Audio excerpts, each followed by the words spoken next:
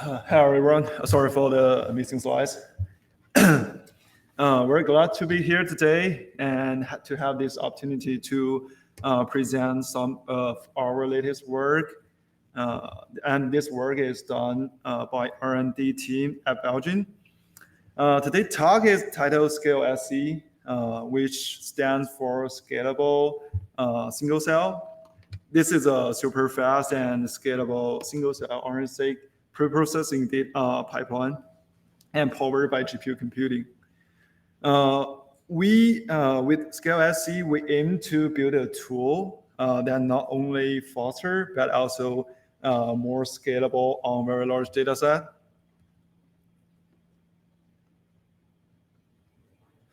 Okay, so single cell RNA-seq data has rapidly become critical tool in biomedical research and also biology research.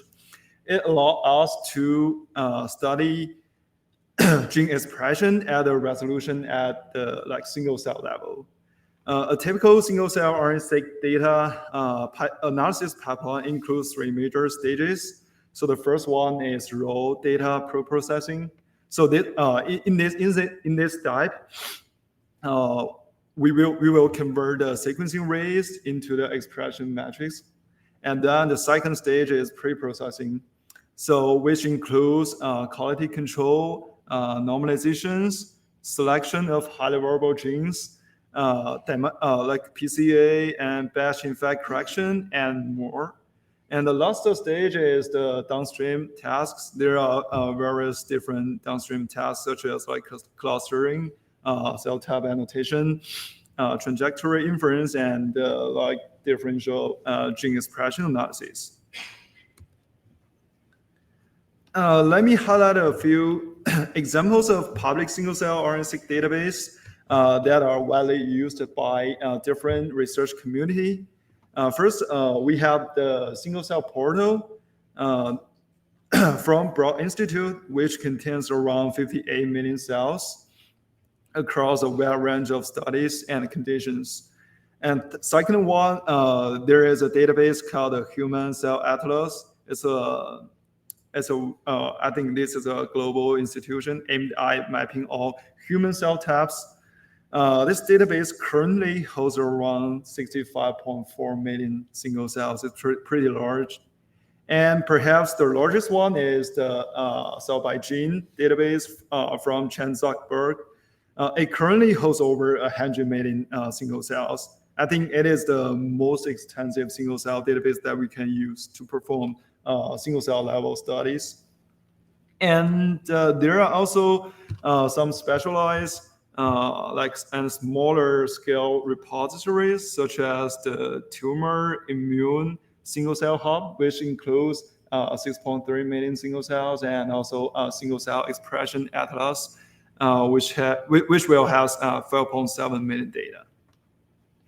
I think the common of all of the platforms we show here is that they do provide tremendous data for downstream tasks.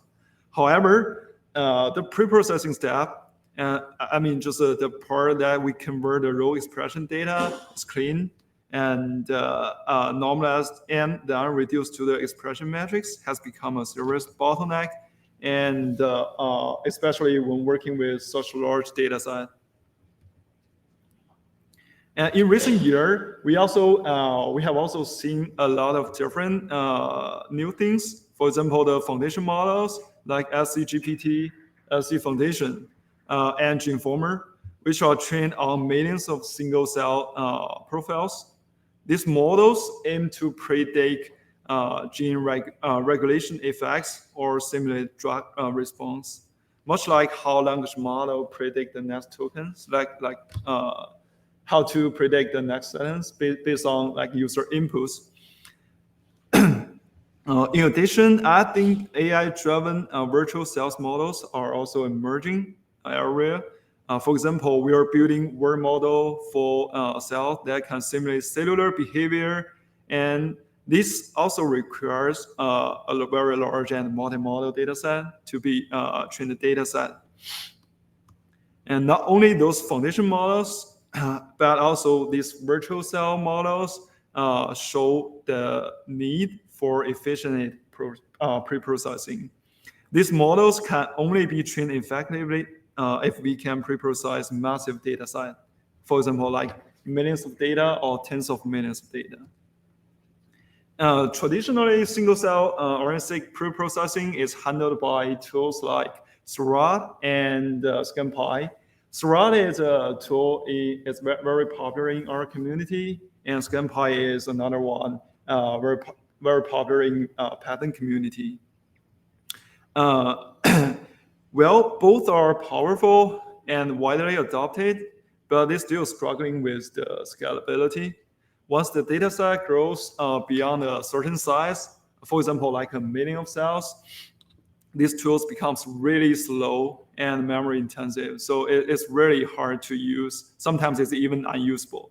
So these limitations create a bottleneck for like doing RNA-seq data analysis for large scale data set. A good news is we have GPU computing, and thanks to the rapid development in deep learning area, it has proven the power of GPU for accelerating the computations by orders of magnitude. Beyond like traditional deep learning, GPU are now widely used for like classical data science and also machine learning. For example, like CuPy, it is a GPU version of NumPy, and Rapids is actually a suite of multiple sub-modules like CuML, cuDF, and also it also has a memory manager. And inspired this, researchers have begun to explore this GPU accelerated pipelines for single-cell data analysis. There are some preliminary work has already done by NVIDIA genomics research. And also there is also an open source package called Rapid Single Cell. It can be regarded as a GPU alternative of GenCompBio in Python community.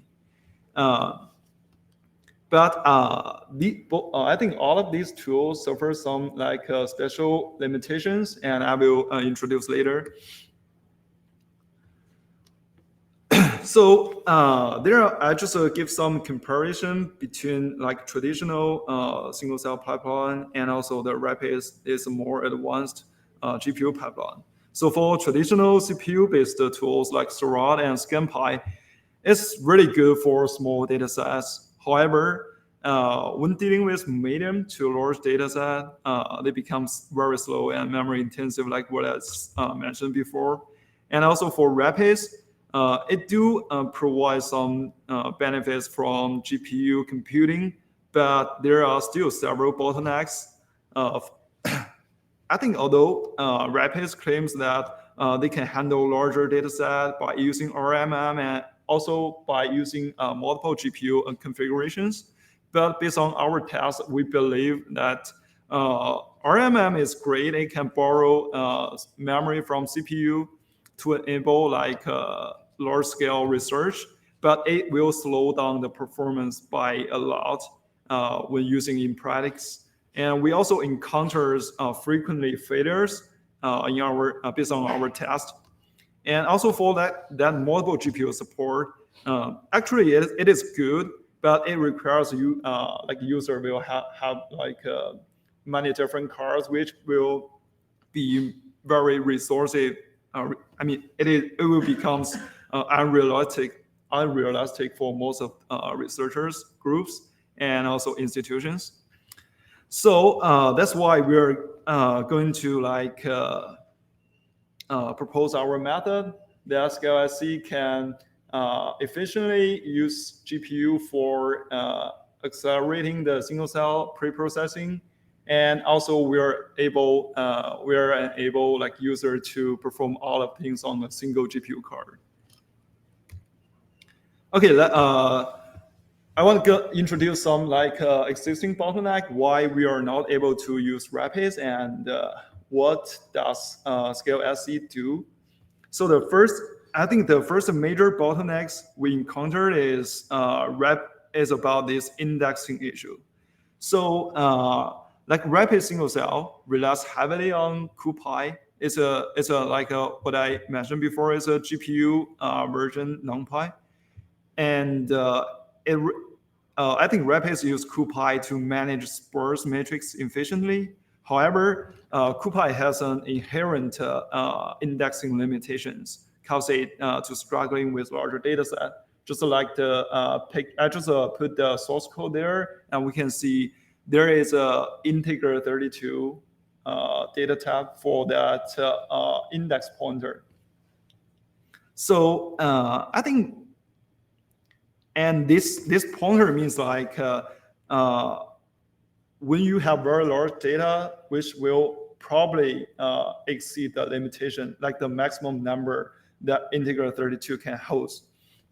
I want to give you some context. So let us look at the formula right down at the bottom. So suppose we are going to perform studies on this data set, like we have 10 million of cells, and we have 30K genes, and we assume like the data set, it has like sparsity as 5%. So we do a very simple calculation, and we can see there are totally 15 billion non-zero elements in this sparse matrix, which is greater than the maximum value that the integer 32 can hold. So that the maximum value should be like 2 to the 31 minus 1. So it's like much greater than that bound. So which means like I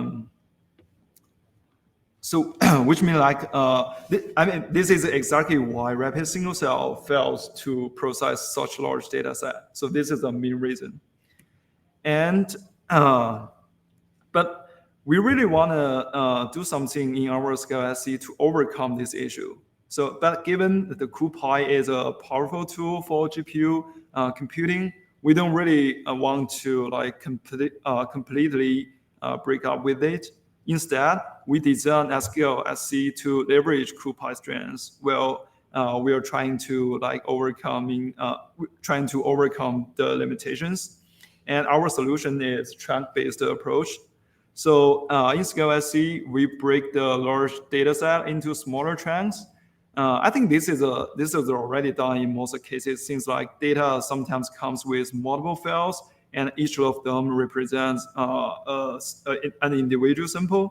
So I think there is no need to manually split the data set, but sometimes you can split it yourself. Once the data is split, each chunk is processed individually, and we applied a series of algorithms to merge the results at the end. And we do offer 3 different loading modes for like different use scenarios. For example, the first mode is GPU only, which it is the fastest way, because this is pretty good when user have plenty of computing resources. Like they do have like high-end GPU, for example, like H100 or A100 card. Probably they do have a lot of computing resources. They can preload everything on GPU, and so that you are able to perform a very fast computation. And the second one is, I think it's the balanced mode. We call the GPU and CPU mode. So since like we do, for example, if users do not have a very good GPU, they can preload everything on CPU. And every time we take a chunk from CPU and transfer it to GPU and do any calculation there. And yeah, this is the second way. And this is a more balanced way, I think, and it can work for most of the data set in the real world. And the last one is the disk plus GPU mode. So if the user has limited GPU memory or CPU memory, we do offer the ability to load the data directly from disk, so avoiding the need to store everything in the memory. This option is particularly helpful when users have restricted resources. For example, they don't have enough CPU, they don't have enough memory, and also do not have a very good GPU card. And okay, and in addition to offering like different loading modes, ScaleSC also supports distributed data storage. This is particularly useful when multiple GPU are available. And I just want to break down something to let people understand easily. And before performing PCA, the data set includes the full gene set, which leads to very high memory cost. And when users have access to multiple GPUs, ScaleSC leverage distributed storage across those GPU. And this means like the data is split and stored across different GPU rather than being put into a single device. And once PCA is complete, the situation becomes a little bit different. Since like PCA reduces the dimensions of data set. For example, like we only, I think there are only a few pre-simple components remain. And those PC representing the most important variations of the data. So, and I think at this point, the data is not like comprised into a smaller set of PCs, so there is no need for distributed data storage, since the data is pretty small and it only contains like 20 or 50 different components, which means you can easily store it in a single GPU. And another major challenge we encountered is for Harmony, and especially Harmony when working with very large data set. So Harmony is a widely used algorithm for batch effect correction and data integration across multiple samples and experiments. I think Harmony uses an iterative optimization process that like align data from different experiments into a common latent space. However, during the calculation, Harmony tends to produce significantly like memory issues. Specifically, I think it often results in like out of memory issue, because when working with very large data, the Harmony will keep some very large parameters into the memory, and also produce a lot of like we can regard it as like unused for temporary variables for storing those intermediate results. So and we have some observation here is like some data involved in these calculations is extremely sparse. And sparse data means like most of the elements are like zero. We can, because the original Harmony implementation works with dense metrics, so that we're able to like figure out which are sparse and which are dense. So we can convert those sparse into dense to save memory. In addition to the issue for the sparse data, we also found like during the calculation, Harmony can produce many, just like I mentioned, produce many intermediate variables. For example, during the matrix multiplication steps in Harmony, just I showed here is a multiplication of 3 different matrices.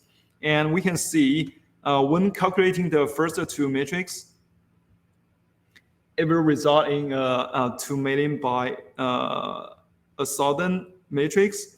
And this, as you can imagine, this is already a very huge matrix. But this is not the final output that we really want. This is just like an intermediate result, but we still have to keep it. So if we were compute the full multiplication at once, we will hold those intermediate variables into the memory, which could quickly exhaust the available memory, especially on those GPU devices, since like GPU will have limited memory. But luckily, there is a very simple way to optimize, I think. For example, here, instead of multiplying all of the matrix together, we can multiply the second one and the third one first, and then multiply the results by the first matrix. Now this will reduce the size of intermediate matrix that need to be stored in the memory. So here, like, we can only store, we only need like a 30K by 15 matrix, not instead of that 2 million by 1,000 matrix. However, even though this trick works really well in many cases, but the problem can still arise when there are many such intermediate variables during the entire calculation. So, so we are actually, let me see. Okay, so in ScaleSC, we introduce some customized CUDA kernel that are designed to handle this memory efficiently. This kernel perform some necessary options without creating those very large intermediate matrix, which will consume excessive memory. So this CUDA kernel just perform calculation in place and also use some optimized memory access pattern to avoid those unnecessary memory allocation. So we can take a look at this example. We have 13 million cells and over 1,000 samples. The memory requirement for processing this data set would be like 220 gigabytes, which is really huge and really cannot be loaded into a single GPU. But with the CuPy, with the CUDA optimization, we were able to reduce the memory from 220 gigabytes to only like 30 gigabytes. So it becomes like available for performing other tasks in a single GPU. And we can, okay, so, sorry. Okay, so, and we also have a time comparison here. And this is like the time comparison. On the top of the at the top of the table, it is a 70K. It's a pretty small data set, and we compare ScanPy, ScaleSC, and Rapids. We can see like the traditional way costs like 400 seconds, but the ScaleSC only costs like 27 seconds. But I mean, there still will be some overhead since like we are pre-process the data in a trunk way, so it could be some overhead and be slower than Rapids a little bit, but not by too much. And at the left bottom, we can see the speed up. This is for a 1.3 million data set, and ScaleSC can finish in just 2 minutes, but the traditional ScanPy it's really extremely slow. And we also test our method on the simulated 13 million data, and we can finish all the process in just an hour. Besides this, we also have some like novel implementation for the marker gene identification, since marker genes are very essential. In traditional pipeline like ScanPy and Seurat, they are identified using classical statistical methods such as t-test or rank sum test. Or some very simple models, things like logistic regression is pretty simpler. In ScaleSC, we implement and optimize the GPU version of NS-Forest. We try to replace the random forest classifier by XGBoost classifier to bypass the indexing issue like we mentioned before. And in this option data, we compare ScaleSC with ScanPy. Since like Seurat and ScanPy, maybe they are using the very similar approach.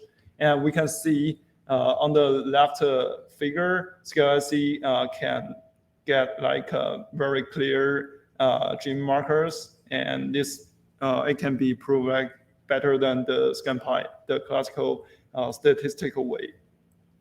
And we also offer a merging algorithm for doing cluster merging based on the, for example, like if you were using Seurat to or ScalePy to do some like latent clustering, you have this will result in many different clusters, and we provide an algorithm to based on these pre-clustered clays, and we're able to merge them based on the markers we identified by the previous step. And by setting different thresholds, we're able to achieve different resolutions. Okay, so that's all I want to share with you today. Thank you for your time. And we do have, and this ScaleSC is an open source package, and we release at the GitHub. If anyone is interested in that, you can just scan the QR code to give a test. And I'm happy to be here and welcome any questions.